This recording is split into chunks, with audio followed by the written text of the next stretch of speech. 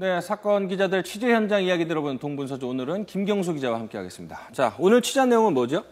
네, 이 경기도 고양에 있는 어떤 창고에서 수입산 도가니 제품이 유통기한이 위조된 채 유통이 될 것 같다는 이 신고가 접수됐었는데요. 이 내용을 접수한 고양시청과 경기도 특별사법경찰단이 해당 창고를 단속한 결과 이 창고에서 유통기한이 조작된 통조림, 도가니 통조림이 발견이 됐고 수사 과정에서 또 충청도에서도 다른 창고에서도 발견이 돼서 전부 7,000캔 정도 그리고 3kg짜리 7,000개라서 톤수로는 한 21톤 정도가 발견이 됐다는 내용입니다. 현재 이 물품의 주인인 식료품 유통업체 대표 69살 유모 씨는 불구속 입건돼서 경찰 수사를 받고 있는 상황입니다. 도가니도 이제 수입을 해서 쓰는 것 같군요. 근데 유통기한 얼마나 조작한 거죠?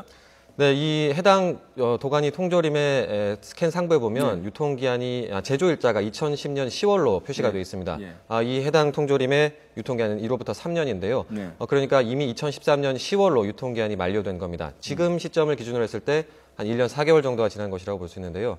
유 씨는 이 제조일자를 원래 2010년 10월이었던 거를 2015년 10월로 조작을 했습니다. 아세톤이나 알코올로 원래 있던 이 제조일자를 지우고 새로 써놓는 수법이었는데요.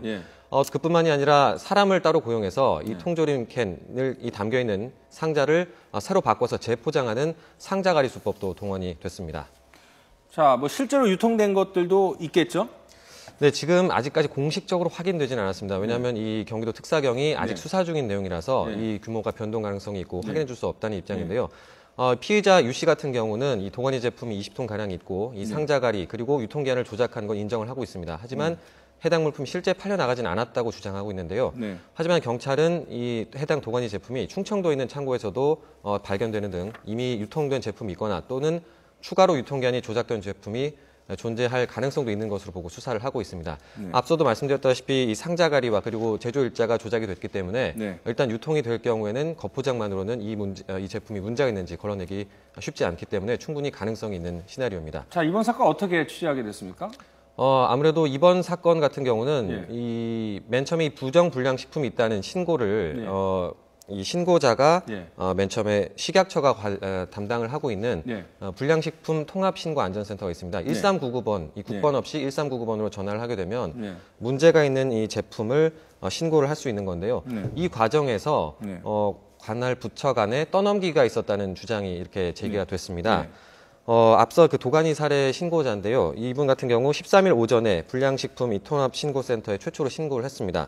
근데 이 전화를 받은 상담원 분이 우리는 문서로 행정 처리가 되기 때문에 시간이 걸린다면서 관할구청으로 한번 연락해 보라는 답변을 받았습니다.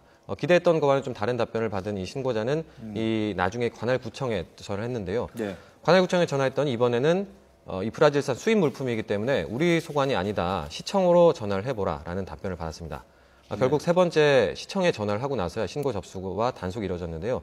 이 신고자 같은 경우에는 이 1399번 같은 시스템은 뭐 112나 119 같이 신고를 바로 접수하게 되면 관할 부처 사이에 이제 조정이 돼서 바로 조치가 취해질 것으로 기대를 했는데 굉장히 여러 번 전화를 해야 됐고 번거롭고 황당했다는 반응이었습니다. 그리고 최초 신고가 접수됐을 때 이 오전에 접수가 돼서 단속이 나서졌고 처리가 됐더라면 지금 일부 제품이 유통이 됐다는 아직 공식적으로 확인된 내용은 아니지만 유통이 됐다는 얘기가 있습니다. 그래서 김경수 기자, 이 불량식품이라는 게 박근혜 정부가 추진하고 있는 4대약 중에 하나인데 이 1339라는 신고센터까지 만들어 놓고 제대로 처리를 안 하고 있는 문제점이 있군요. 네, 그렇습니다. 1399 신고센터가 이제 아까도 말씀드렸다시피 지자체 간의 이 관할구역 문제로 혼선을 빚을 수 있는 그런 불편을 줄이기 위해서 만들어졌습니다. 하지만 이번 사례 같이 이 허점이 발견되는 건데요. 전국 어디서나 원스톱으로 신고를 가능하다고 홍보가 되기도 했었는데 식약처는 이런 내용에 대해서 이 긴급을 요하는 사안으로 판단이 될 경우에 상담원들이 빠르게 상부에 보고하거나 해당 지자체에 통보를 한다고 설명을 하고 있습니다. 자, 1399 부정불량식품 신고 국번 없이 걸 수 있는 전화번호고 앞서 말씀드린 대로 이제 대통령까지 나서서 4대약으로 규정을 했는데 일선 부처에서는 저런 식으로 처리를 하니 참 어이가 없는 상황이군요. 김경수 기자 수고했습니다.